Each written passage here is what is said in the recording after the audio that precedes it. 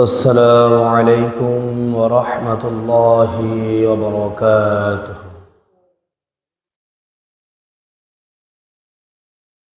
إن الحمد لله نحمده ونستعينه ونستغفره ونؤمن به ونتوكل عليه ونعوذ بالله من شرور أنفسنا ومن سيئات أعمالنا من يهده الله فلا مضل له ومن يضلله فلا هادي له ونشهد أن لا إله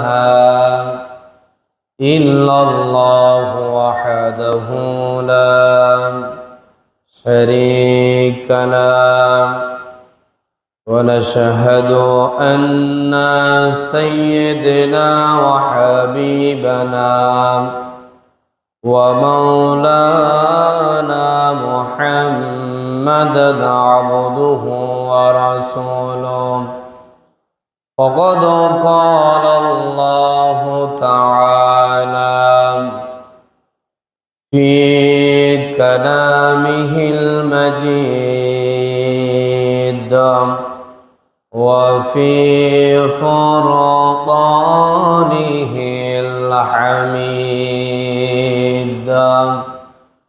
أعوذ بالله من الشيطان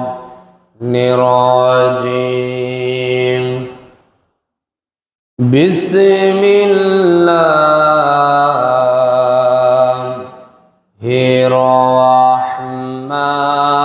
الرحمن الرحيم إن الله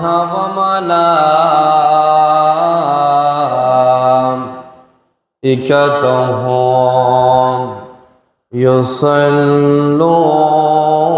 يصلون على النبي يا أيها الذين آمنوا صلوا عليه وسلموا تسليما اللهم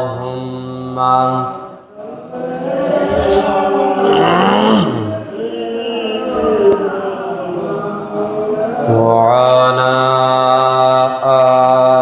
آل سيدنا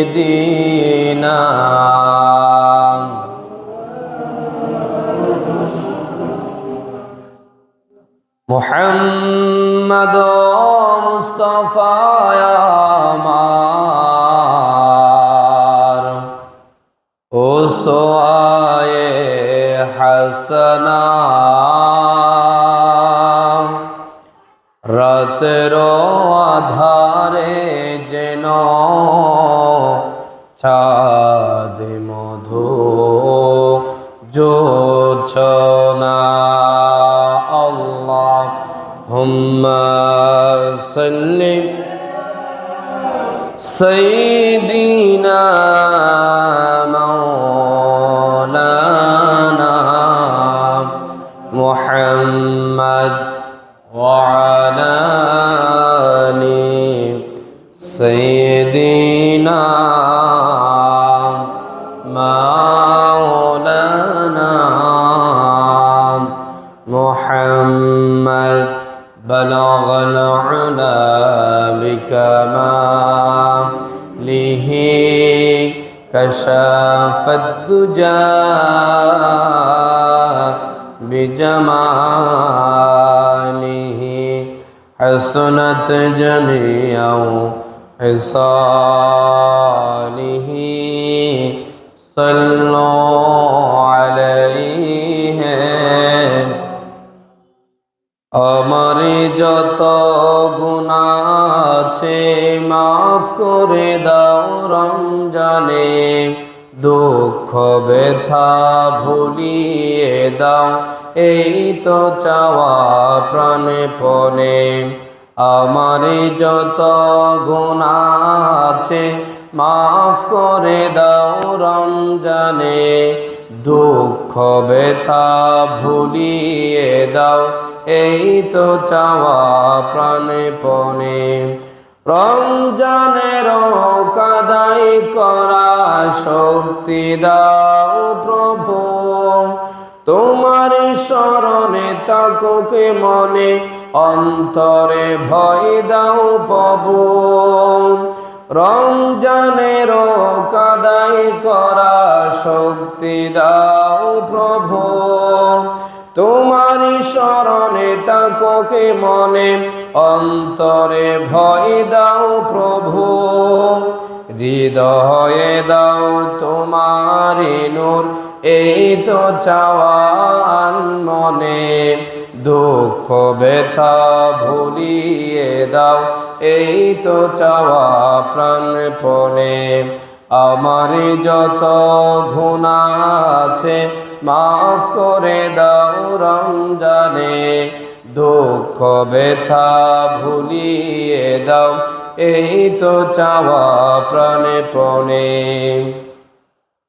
মনের কালি দাও মুছে রহমতের রমজানে হেরার আলো দাও চড়িয়ে এই সমাজের সবে কানে মনের কালি দাও মুছে রহমতের রমজানে হেরার আলো দাও চড়িয়ে এই সমাজের সবে কানে জান্নাতে যেন হয় ঠিকানা এই তো চাওয়া সবে প্রাণে দুঃখ ব্যথা ভুলিয়ে দাও এই তো চাওয়া প্রাণপণে আমার যত গুনাহ আছে মাফ করে দাও রমজানে দুঃখ ব্যথা ভুলিয়ে দাও এই তো চাওয়া প্রাণপণে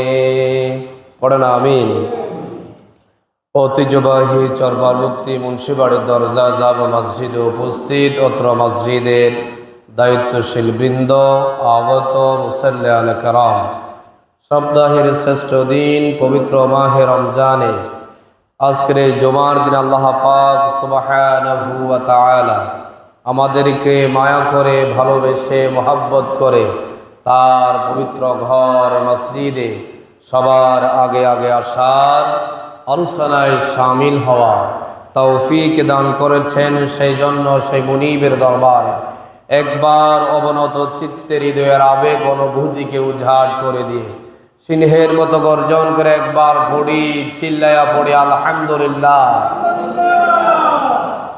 লক্ষ কোটি দরুদ সালাম পেশ করছি ওই মানবতার মুক্তির দিশারে সৈয়দুল মুরসালিন খাতামান নবিয়্যিন জনাব মুহাম্মদুর রাসূলুল্লাহ সাল্লাল্লাহু আলাইহি ওয়াসাল্লামের উপর যাকে আজ থেকে ১৫০০ বছর আগে নবী কিংবা রাসূল হিসাবে প্রেরণ করেছেন যার পরে কোনো প্রকার নবী কিংবা রাসূল আসে নাই এখনো নাই কিয়ামত পর্যন্ত আসবে না সম্মানিত উপস্থিতি মুসাল্লিয়ানে কেরাম আল্লাহ রাব্বুল আলামিন আমাদেরকে মায়া করে যে আল্লাহর এই পবিত্র ঘরে মাহে রমাদানের প্রথম জুমায় মসজিদে সবার আগে আগে আসার এবং আলোচনায় শামিল হওয়ার তৌফিক দান করেছেন এই জন্য আমরা আবারও শুকরিয়া আদায় করি আলহামদুলিল্লাহ রমাদান এটি হচ্ছে সর্বশ্রেষ্ঠ একটা মাস সর্বশ্রেষ্ঠ একটা মাস 12টা মাসের মধ্যে যে মাসটার সম্মান মর্যাদা বেশি সেই মাসটির নাম হচ্ছে মাহে রমাদান মাহে রমাদান রমাদান শব্দটি রমদুল মুলদাত হতে নিষ্পন্ন হয়েছে যার আবিধানিক অর্থ হচ্ছে জ্বালিয়ে ফেলা, পুড়িয়ে ফেলা, বচ্ছ করে দেওয়া। সুবহানাল্লাহ। তো পুড়িয়ে ফেলা বলতে আমরা অনেকে বুঝি লাকড়ি তাকড়ি দিয়ে আগুন ধরিয়ে দিলে তো পুড়ে যায়, ছাই হয়ে যায়, ঠিক কি না? স্বাভাবিকভাবে আমরা এটাই তো বুঝি। আর আল্লাহ রাব্বুল আলামিনের প্রিয় নবী মুহাম্মদ সাল্লাল্লাহু আলাইহি ওয়াসাল্লাম বলেছেন, পুড়িয়ে দেওয়া মানে হচ্ছে মুমিন মুসলমানের আল্লাহকে ভয় করে রোজা রাখবে। ভয় করে যখন আল্লাহকে ভয় করে যখন রোজা রাখবে, তার জিন্দেগির গুনাহগুলো আল্লাহ রাব্বুল আলামিন জ্বালিয়ে দিয়ে পুড়িয়ে দিয়ে তাকে বেগুনা মাসুম বানিয়ে দিবে। কন্যা সুবহানাল্লাহ। তাহলে আমরা এক নাম্বার শিক্ষা পেয়েছি রমজানের জ্বালিয়ে ফেলা, পুড়িয়ে ফেলা, তার মানে হচ্ছে অতীতের গুনাহগুলোকে পুড়িয়ে জ্বালিয়ে নিজেকে পবিত্র করা। নিজেকে কি করা? পবিত্র করা। হাদিসের মধ্যে আসছে নবী করিম সাল্লাল্লাহু আলাইহি ওয়াসাল্লাম বলেছেন, যেই ব্যক্তি ইখলাসের নিয়তে নিয়তকে পরিশুদ্ধ করে, ইমানের সহিত যে ব্যক্তিরা রোজা পালন করবে, সাওম পালন করবে, আল্লাহ নবী হাদিসের মধ্যে বলেছেন তাদের অতীতের সব গুনাহ আল্লাহ রাব্বুল আলামিন মাফ করে দিবেন। সুবহানাল্লাহ। তাহলে ইখলাসের সহিত, যাকে বলা হয় তাকওয়া, আপনার ভিতরে কি থাকতে হবে? তাকওয়া থাকতে হবে। ভয় করতে হবে কাকে? আল্লাহকে। এই রোজা পালন করতে হবে কাকে ভয় করে? আল্লাহকে ভয় করে। কোনো মানুষকে ভয় করে রোজা রাখলে এই রোজার আপনি বদৌলত আল্লাহর কাছ থেকে পাবেন না, বরং সে আরো ক্ষতিগ্রস্ত হবেন, ঠিক কিনা? এই জন্য আমরা রোজা রাখবো কাকে খুশি করার জন্য? কাকে খুশি করার জন্য? আল্লাহকে। এই জন্য আমাদেরকে ইখলাসের নিয়ত করে একনিষ্ঠভাবে আমরা রোজা রাখবো একমাত্র আল্লাহকে ভয় করে। কাকে? আল্লাহকে ভয় করে। এই জন্য আমরা রোজা রাখি আল্লাহকে ভয় করে। এখন কথা হচ্ছে রমজান মাস এটা এত দামি কেন জানার দরকার আছে রে? আছে। অন্যান্য মাস আল্লাহ রাব্বুল আলামিন অন্যান্য মাসের মধ্যে এত মর্যাদা, এত সম্মান দেয় নাই। দিয়েছেন?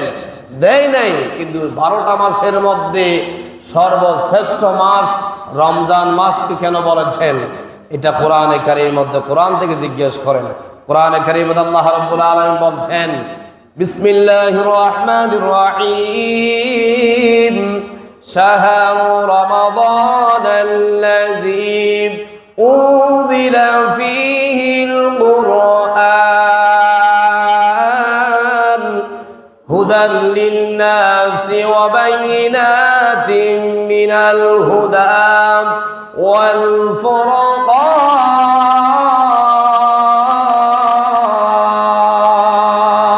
আল্লাহু আকবার। এই আয়াতের মধ্যে আল্লাহ রাব্বুল আলামিন বলেছে রমজান মাসকে কেন এত সম্মানিত করেছেন। আল্লাহ রাব্বুল আলামিন বলেছেন এই রমজান মাসের মধ্যে আমি আল্লাহ কোরআনুল কারীম নাযিল করেছি। কি করেছি? কোরআনুল কারীম নাযিল করেছি। শাহরু রমাদানাল্লাযী উনজিলা ফীহিল কুরআন, এই মাসের মধ্যে কোরআন নাযিল হওয়ার কারণে এই মাসের দামটাও বেড়ে গিয়েছে। সুবহানাল্লাহ।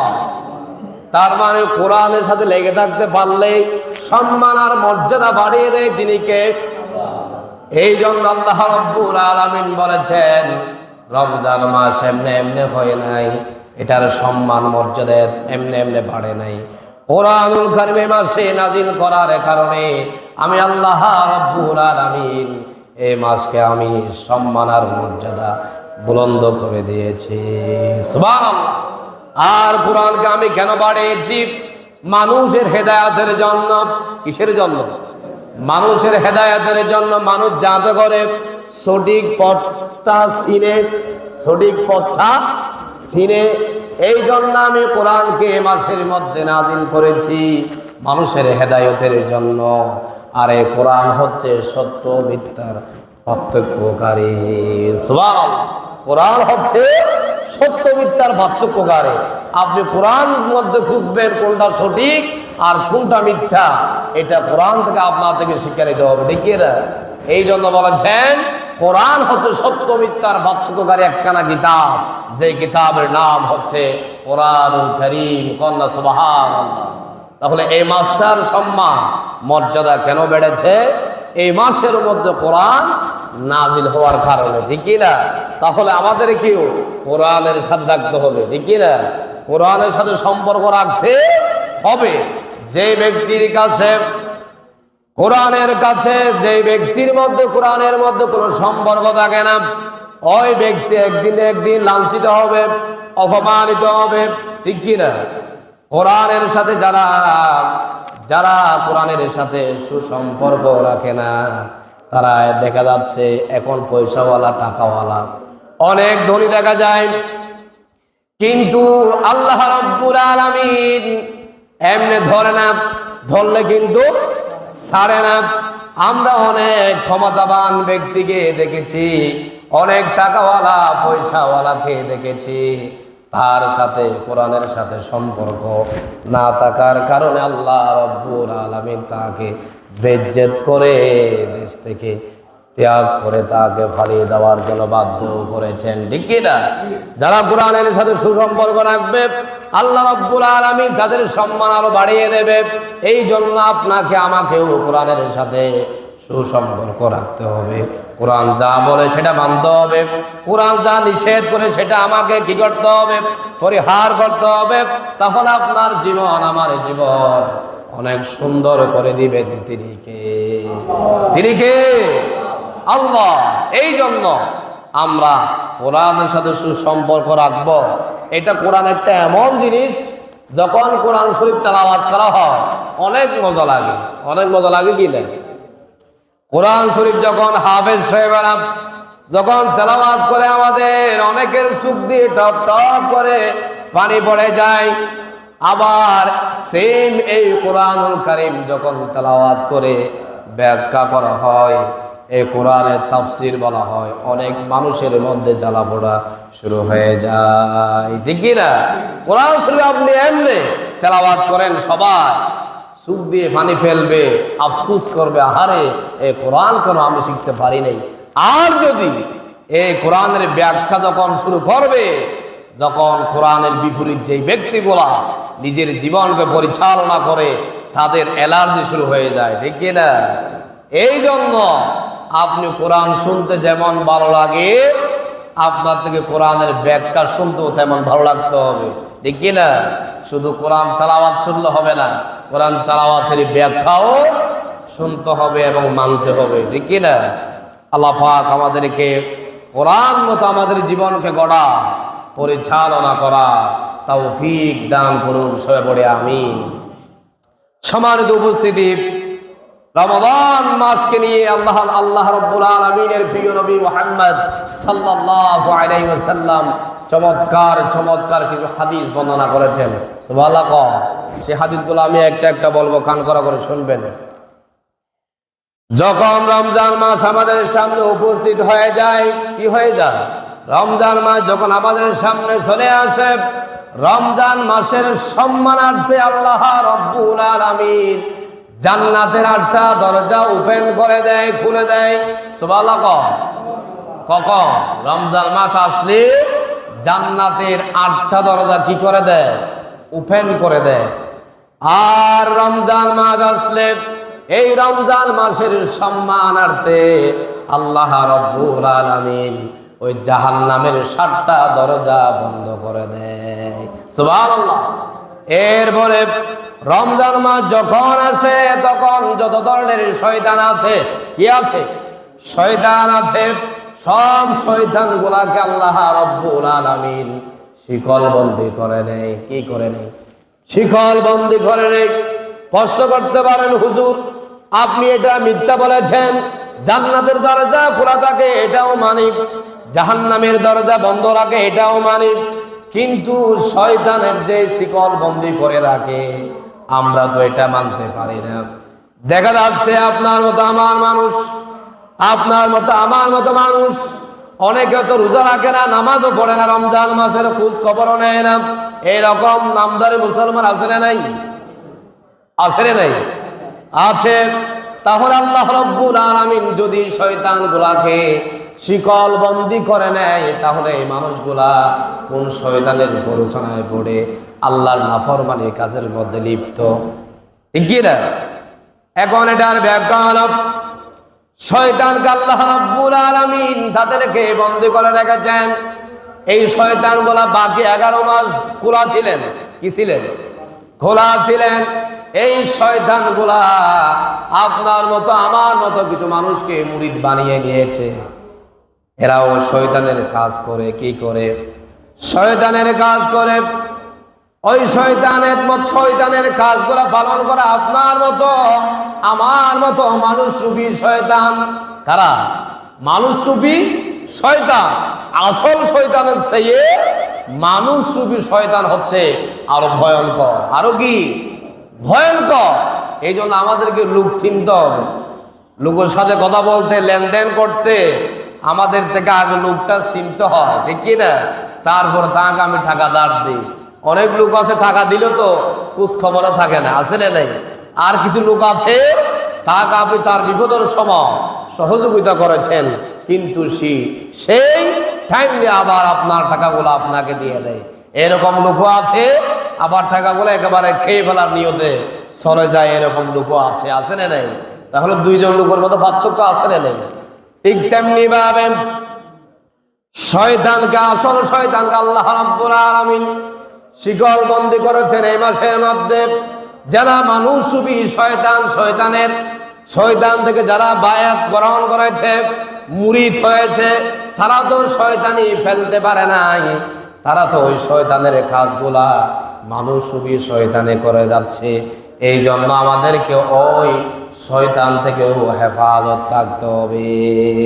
আল্লাহ পাকের কাছে দোয়া করব, আল্লাহ রাব্বুল আলামিন যেন আমাদেরকে মানুষরূপী শয়তান থেকে আমাদেরকে হেফাজত করে। সবাই পড়েন আমিন।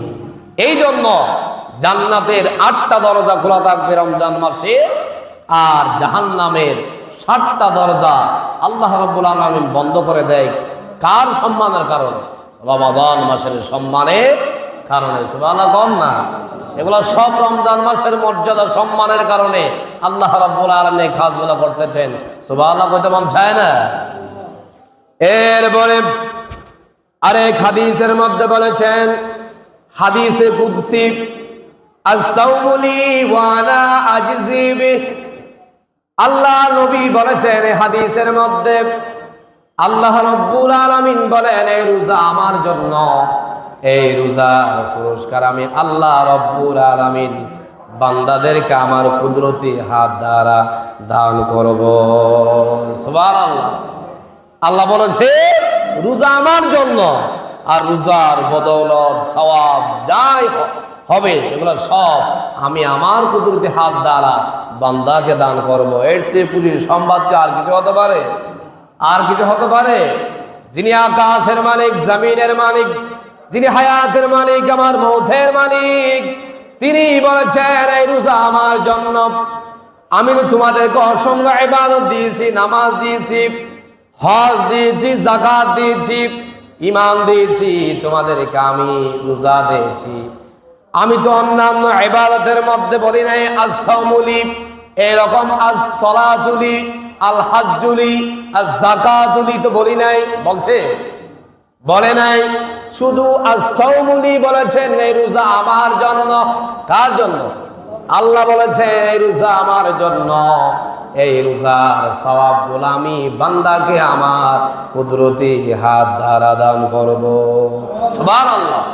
এখান থেকে বোঝা যায় কোন মানুষকে দেখানোর জন্য উপবাস থাকতে পারে না। পারে নাকি? মানুষকে দেখানোর জন্য কোনো পাগলও তো উপবাস থাকে না। আপনি যদি মানুষকে দেখানোর জন্য হয়, আপনি বাসার মধ্যে রুমের দরজা বন্ধ করে খাবার খেতে পারতেন, ঠিক কিনা? আপনি বাসার মধ্যে মানুষ আছে, সেখানে আপনি খেতে পারেন না। আপনি বাথরুমে গিয়েও খেতে পারেন, ঠিক কিনা?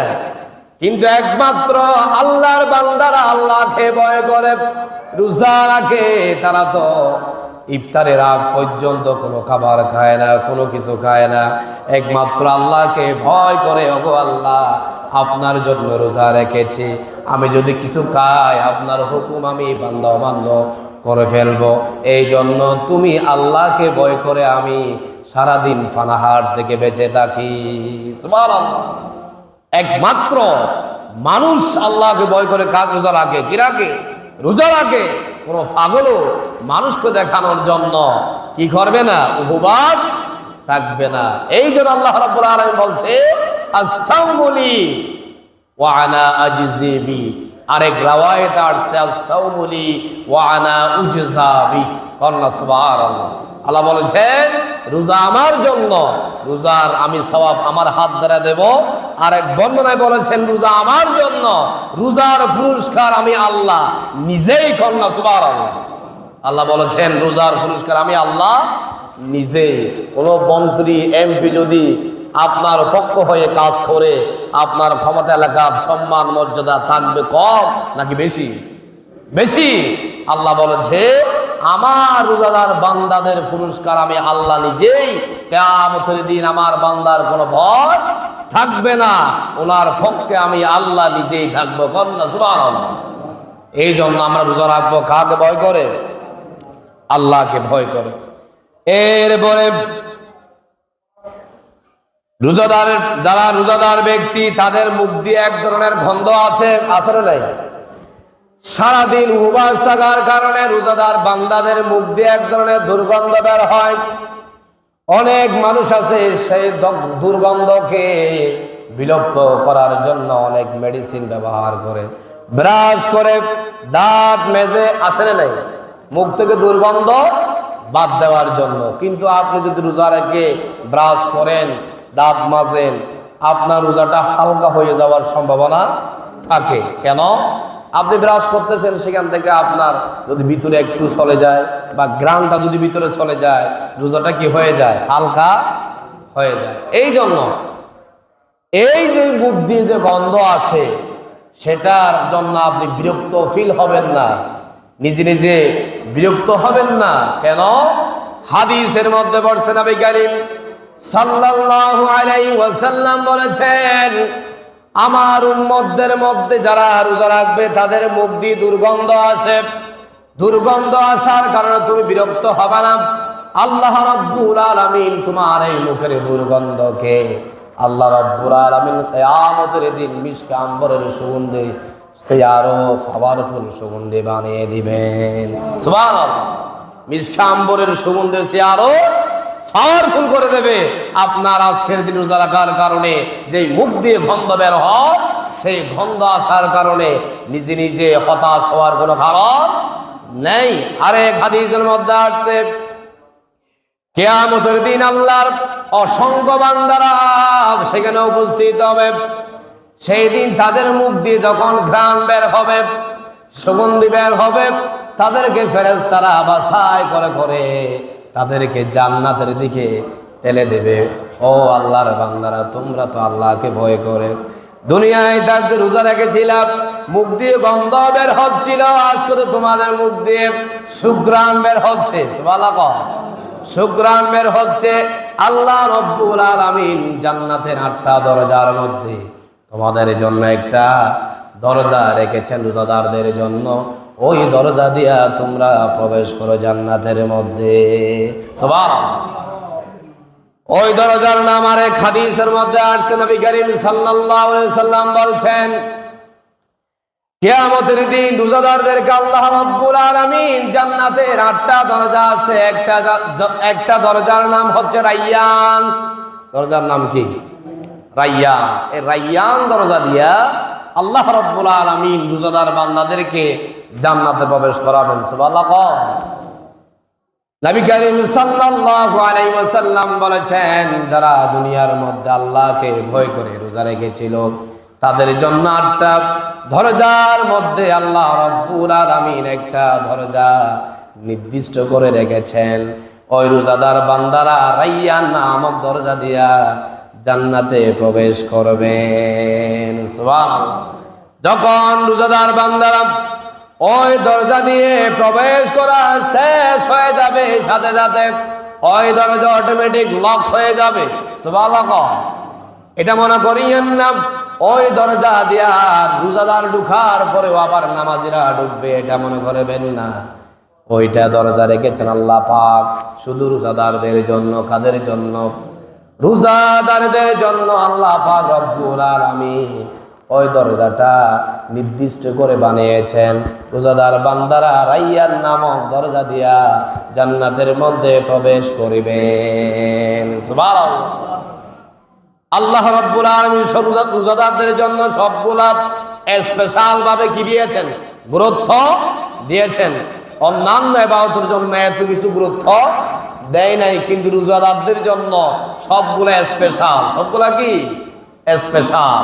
এই জন্য আমাদেরকেও ওই স্পেশালের সিটটা পাওয়ার জন্য, আল্লাহর নিয়ামত ভোগ করার জন্য এখানেও স্পেশাল ভাবে ইবাদত করা দরকার আছে রে নাই?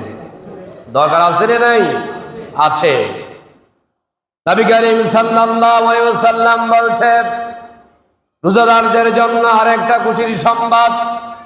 রোজাদার ব্যক্তিরা যখন রমজান মাস আসে, যখন ইবাদত করবে, একটা ফরজ ইবাদত আল্লাহ রাব্বুল আলামিন 70টা ফরজ ইবাদত করলে যে সওয়াব পাবেন, একটা ফরজ আদায় করলে আল্লাহ পাক 70টা ফরজ ইবাদতের সমপরিমাণ সওয়াব আপনার আমল নামায় দান করবেন। সুবহানাল্লাহ। একটা ফরজ যদি আপনি ফরজের মতো ফরজ আদায় করতে পারেন, নামাজের মধ্যে যদি আল্লাহকে ভয় করে ইবাদত করতে পারেন, তাহলে আল্লাহ রাব্বুল আলামিন আমার নবী মুহাম্মদ সাল্লাল্লাহু আলাইহি ওয়াসাল্লামের সাথে ওয়াদা করেছেন আপনার উম্মতদেরকে আমি 70টা ফরজ আদায় করলে যে সওয়াব হবে, একটা ফরজ আদায় করলে আমি তার সমপরিমাণ সওয়াব তার আমলনামায় লিপিবদ্ধ করে দেব। কন্যা সুবহানাল্লাহ। এরপর আর বলেছেন এই মাসের মধ্যে আল্লাহর কোন বান্দা যদি একটা নফল ইবাদত করে, কি করে? একটা নফল ইবাদত করে, আল্লাহ রাব্বুল আলামিন আপনার আমলনামায় একটা ফরজ ইবাদতের সমপরিমাণ সওয়াব আপনার আমলনামায় দান করবেন। সুবহানাল্লাহ। এই জন্য আমাদেরকে ফরজ এবং নফল, সুন্নাহ, ওয়াজিব সবগুলোর প্রতি গুরুত্ব দেওয়ার দরকার আছে না নাই? আছে। এই জন্য আমাদেরকে সব সময় ইবাদত বندگی কাজ কাম সেরে আল্লাহর ইবাদতে মশগুল থাকতে হবে। আল্লাহ পাক আমাদেরকে মশগুল থাকার তৌফিক দান করুক, সবাই বলে আমিন। আরেক হাদিসের মধ্যে বলেছেন নবী করিম সাল্লাল্লাহু আলাইহি ওয়াসাল্লাম বলেছেন রোজাদারদের জন্য দুইটা খুশির সংবাদ। কয়টা? দুইটা। রোজাদারদের জন্য দুইটা খুশির সংবাদ, আনন্দের সংবাদ। একটা হলো ফারহাতুন ইনদা ফিতরিহি। ফারহাতুন ইনদা ফিতরিহি। রোজাদার যখন ইফতার করবে তখন তার জন্য এটা একটা আনন্দদায়ক খুশির সংবাদ। কন্যা সুবহানাল্লাহ। আর এক রাওয়ায়াত আছে ফারহাতুন ইনদা ফিতরিহির ব্যাখ্যা আছে ঈদুল ফিতরকে বুঝিয়েছেন। কাকে? ঈদুল ফিতরকে বুঝিয়েছেন। ওটাও খুশির আনন্দের দিন। আর রোজাদারদের জন্য ইফতার করার সময়ও আনন্দের সময়, ঠিক কিনা? এরপরে বলেছেন ওয়া ফারহাতুন ইনদা লিকা রাব্বিহি। রোজাদারদের জন্য আল্লাহ রাব্বুল আলামিন কিয়ামতের দিন তাদের সাথে আল্লাহ রাব্বুল আলামিন সাক্ষাৎ করবেন। সুবহানাল্লাহ। কাদের সাথে? রোজাদারদের সাথে কিয়ামতের মাঠে আল্লাহ রাব্বুল আলামিন স্বয়ং তার সাথে সাক্ষাৎ করবে। তো এটাও খুশির সংবাদ নয়? সুবহানাল্লাহ না? এক খুশির সংবাদ হলো ইফতারের সময়। দ্বিতীয় খুশির সংবাদ হলো কোন আল্লাহর বান্দা যখন তাকওয়ার শহীদ, ইখলাসের শহীদ রোজা রাখবে, কিয়ামতের দিন আল্লাহ রাব্বুল আলামিন ওই বান্দার সাথে সাক্ষাৎ করবেন। সুবহানাল্লাহ। এগুলা সব নিয়ামত কিসের বরকতে? রমাদান মাসের বরকতে, রোজার বদৌলতে। কন্যা সুবহানাল্লাহ। এই জন্য আমাদেরকে রমজান মাসে তাকওয়ার সহিত ইবাদত করতে হবে, যেটাকে বলা হয় আল্লাহকে ভয় করা। ইবাদত তো সবাই করি, কিন্তু আল্লাহকে ভয় করা কম, আছে না নেই? নামাজের মধ্যে মনোযোগ থাকে না, নামাজ পড়ার পর বাইরে গিয়ে আবার 2 নম্বরে কাজ করে, এরকম লোক রোজাদার আছে না নেই? আছে। তাহলে আপনি আল্লাহকে পরিপূর্ণভাবে ভয় করতে পারেন নাই, ঠিক কি না? এই জন্য আমাদের প্রত্যেকটা কাজে ভয় করতে হবে কাকে? আল্লাহকে। এই রমজান মাসে আমাদেরকে কিছু বেশি বেশি আমল করতে হবে। 4টা আমল বেশি বেশি করতে হবে। কয়টা? 4টা আমল বেশি বেশি করতে হবে। 1 নাম্বার হলো বেশি বেশি আমাদেরকে কালিমা পড়তে হবে, লা ইলাহা ইল্লাল্লাহু মুহাম্মাদুর রাসূলুল্লাহ সাল্লাল্লাহু আলাইহি ওয়াসাল্লাম। এই আমলটা 1 নাম্বার আমল হচ্ছে বেশি বেশি কি পড়বো? আমরা কালিমা পড়বো। কি পড়বো? কালিমা পড়বো। যখন মসজিদে আসেন, বাসায় যান, জিকিরের সাথে সাথে আপনি এই কালিমাও বেশি বেশি পড়বেন, ঠিক না? 2 নাম্বার হচ্ছে এই রমজান মাসের মধ্যে আমরা বেশি বেশি ইস্তেগফার পড়বো। কি পড়বো? ইস্তেগফার পড়বো। ইস্তেগফারের কথা তো আমি বিগত অনেক জুমায় বলেছি। ইস্তেগফারের ফজিলত অনেক। ইস্তেগফার পড়লে 5টা লাভ। কয়টা লাভ? 5টা লাভ। সবাই বলেন না, ইস্তেগফার পড়লে কয়টা লাভ? 5টা লাভ। শুধু আস্তাগফিরুল্লাহ আস্তাগফিরুল্লাহ এতটুকু বললেই হবে, পুরা পারলেই তো পুরা পড়বেন, কোনো সমস্যা নাই। বেশি বেশি ইস্তেগফার পড়বেন। 5টা লাভ কি? 1 নাম্বার হচ্ছে দৈনিক অন্ততপক্ষে 100 বার পড়বেন। কয়বার? 100 বার পড়বেন। 100 বার পড়লে 1 নাম্বার হচ্ছে আল্লাহ রাব্বুল আলামিন আপনাকে বিপদে পড়লে সেখান থেকে উদ্ধার করবেন। সুবহানাল্লাহ। ইস্তেগফার পড়লে আপনাকে 1 নাম্বার লাভ হচ্ছে বিপদে পড়লে উদ্ধার করবে কে? আল্লাহ। মানুষের দিকে তাকানো লাগবে না। 2 নাম্বার বেশি বেশি ইস্তেগফার পড়লে আল্লাহ রাব্বুল আলামিন আপনাকে টেনশন থেকে বাঁচিয়ে দিবেন। টেনশন হলে আল্লাহ পাক আপনাকে টেনশন মুক্ত করে দিবেন। কি পড়ার কারণে? ইস্তেগফার পড়ার কারণে। 3 নাম্বার হলো 3 নাম্বার হলো এমন জায়গা থেকে আপনার জন্য রিজিকের ব্যবস্থা হয়ে যাবে। কি পড়লে? ইস্তেগফার পড়লে আপনি কোনোদিন কল্পনাও করতে পারবেন না সেখান থেকে যে আপনার জন্য রিজিকের ব্যবস্থা হয়ে গেল। সুবহানাল্লাহ।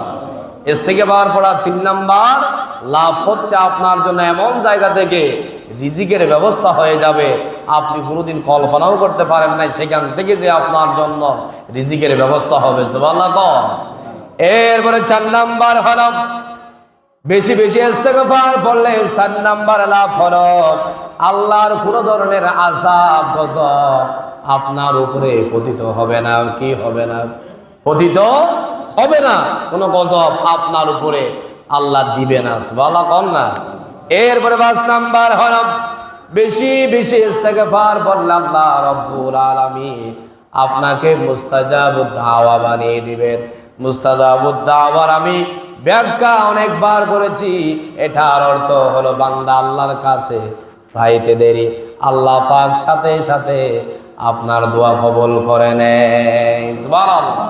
এটাকে বলা হয় মুস্তাজাবুদ দাওয়া। মুস্তাজাবুদ দাওয়া। এই 7টা লাভ হচ্ছে দৈনিক 100 বার ইস্তেগফার পড়লে। কয়বার? ইস্তেগফার পড়লে এই 5টা লাভ আপনি পাবেন। কে পাবে? ইস্তেগফার পড়নেওয়ালা ব্যক্তি এই 5টা উপহার, 5টা লাভ তার জন্য অবধারিত। এরপরে 3 নাম্বার আমল হলো এই রমজান মাসের মধ্যে বেশি বেশি আমরা জান্নাত কামনা করব। কার কাছে? আল্লাহর কাছে বেশি বেশি আমরা জান্নাত চাইব।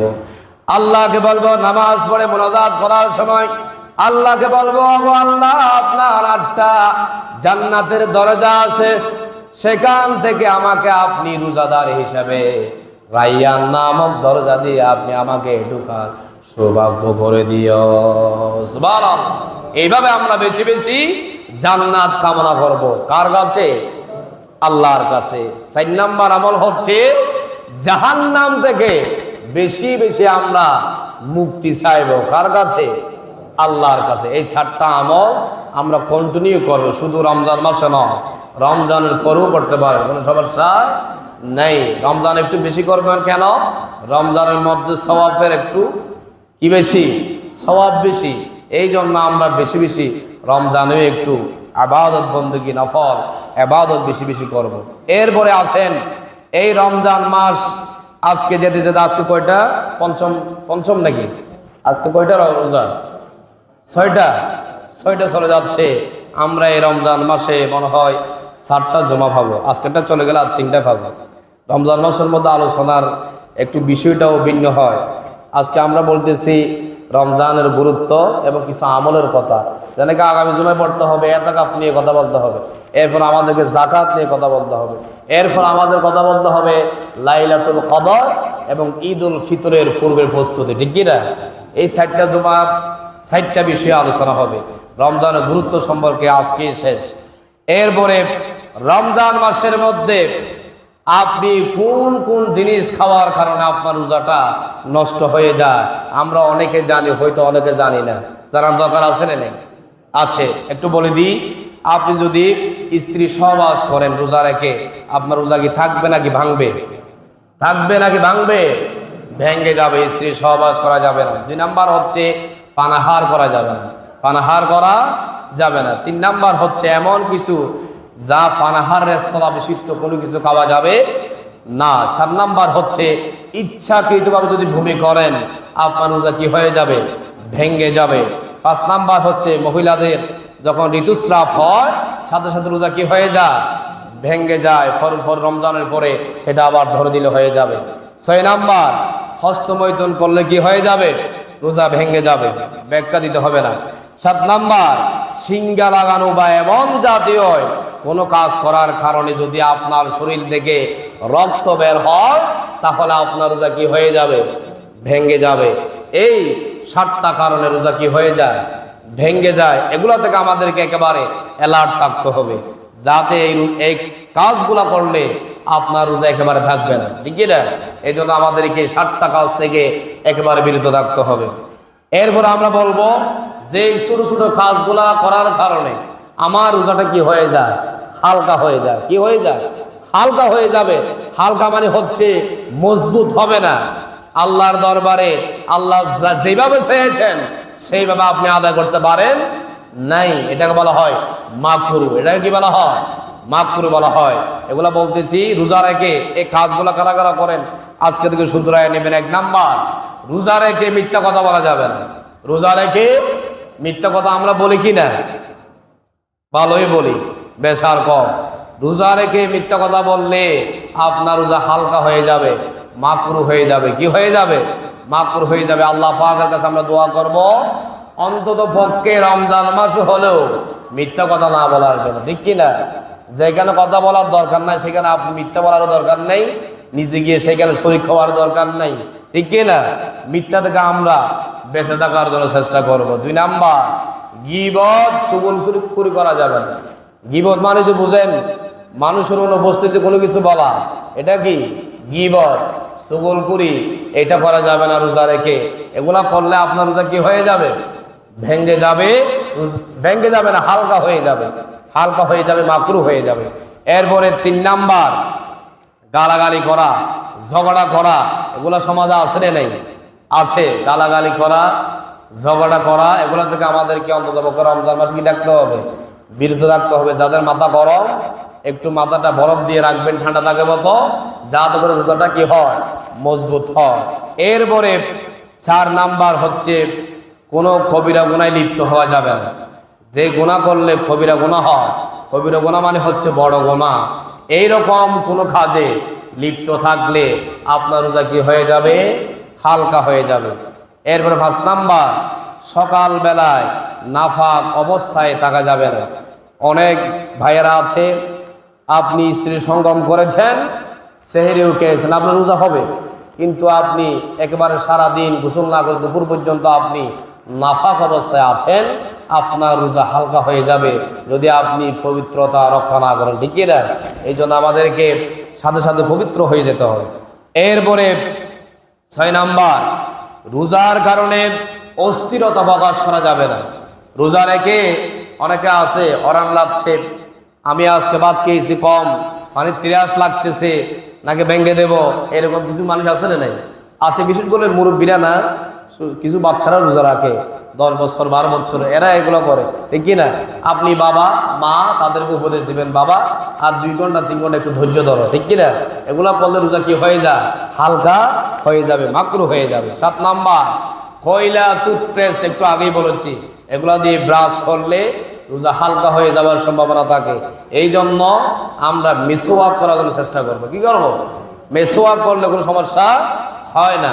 আর যদি আপনি ওই যে কয়লা দিয়ে আর টুথপেস্ট দিয়ে করেন, সেগুলো যদি ভিতরে ঢুকে যায় আর সেই যে একটা গ্রাম থাকে ওটা যদি ভিতরে যায়, আপনার রোজাটা হালকা হয়ে যাওয়ার সম্ভাবনা থাকে। এই জন্য আমরা এখান থেকেও বিরত থাকার জন্য চেষ্টা করব। 8 নাম্বার, অনর্থক কোনো জিনিস মুখে নিয়ে তাক রাখা, এরকম কিছু ফোলাফাইন বেশি করে, মুরব্বীরা না। রোজা রেখেছে, মুখের মধ্যে যে কোনো একটা দিয়ে জিনিস একটা দিয়ে রেখে দিয়েছে, সে আবার এটা ফেলে দেবে, কিন্তু স্যাপগুলা যেগুলো আছে স্যাপ, এগুলোকে আবার খেয়ে ফেলে, আছে না? নাই আছে, এগুলা করা যাবে না। মুখের মধ্যে কোনো কিছু দিয়ে রাখা যাবে না, অনর্থক। এগুলা করলে আপনার রোজা ভেঙে যাবে। 9 নাম্বার, কুলি করার সময়, গড়গড়া করার সময় আপনার থেকে সতর্ক থাকতে হবে, যাতে কোনো পানি যেন ভিতরে না ঢুকে যায়, সেদিকে খেয়াল রাখতে হবে। যদি আপনার সম্ভাবনা থাকে ভিতরে চলে যাওয়ার, আপনি কুলি করবেন না। এমনি গালের মধ্যে পানি দিয়ে বেশি গড়গড়া করার দরকার নাই, পানিগুলো ফেলে দিবেন। ওইভাবে যদি গড়গড়া করতে চান, ভিতরে ঢুকে যেতে পারে।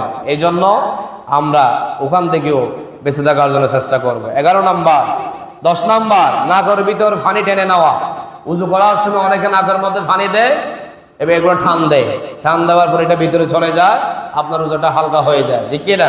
এগুলো থেকে আমাদেরকে বিরত থাকতে হবে। 11 নাম্বার, ইচ্ছাকৃতভাবে মুখে থুতু জমা রাখা। ইচ্ছাকৃতভাবে মুখের মধ্যে থুতু জমা রাখবেন না। এগুলা রাখার কারণে আপনার রোজা কি হয়ে যাবে? হালকা হয়ে যাবে। এগুলা জমা রাখতে রাখতে এক সময় দেখা যাচ্ছে আপনি হুট করে গিলেও ফেলেছেন, এরকম হয় কি না? হয়, আপনার রোজাটা হালকা হয়ে যাবে। 13 নাম্বার হচ্ছে ইচ্ছাকৃতভাবে অল্প বমিও করা যাবে না। ইচ্ছাকৃতভাবে অল্প বমিও করা যাবে না। বমি তো এমনি, এর আগে আপনি যদি বেশি বমি করেন, আপনার রোজা কি হয়ে যাবে? ভেঙে যাবে। অল্প বমি করার জন্য যদি আপনি চেষ্টা করেন, নিজ থেকে, রোগ নাই, একনে আপনি না করলেও পারতেন, তারপরেও করতেছেন, এগুলা করার কারণে আপনার রোজা কি হয়ে যাবে? হালকা হয়ে যাবে। এই জন্য যেগুলো আমি বলেছি মাকরুর কথা, এগুলা থেকে আমাদেরকে বিরত থাকতে হবে, এগুলো মনে রাখতে হবে। রোজা তো আরো সামনে 24টার মতো আশা করি পাবো, এগুলো এখন থেকে আমাদেরকে মনে রাখতে হবে। এগুলো আমি যা বলেছি এগুলো অনেকের আবার জানাও আছে, হয়তো অনেকের জানা নেই, ঠিক কি না? এই জন্য বললাম, এগুলো আমাদেরকে পালন করার এবং আমল করার তৌফিক দান করুন সবাই, আমিন। হাযা মা ইনদি ওয়াল ইলমু ইনদাল্লাহ। আসসালামু আলাইকুম ওয়া রাহমাতুল্লাহি ওয়া বারাকাতুহু।